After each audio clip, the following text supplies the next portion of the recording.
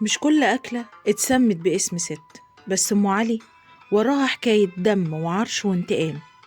نرجع بالزمن للعصر الأيوبي.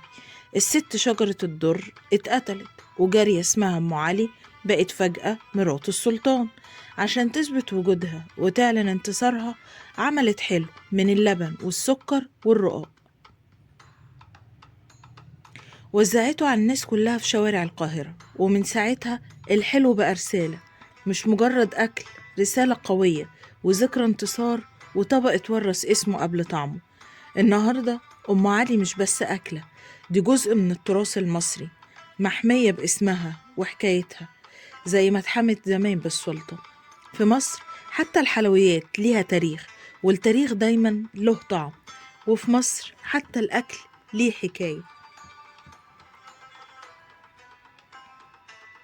لو تحبوا الحلقة كاملة اكتبولي في التعليقات، وعاوزاكم تقولولي تحبوا الحلقة الجاية تكون عن أكلة إيه.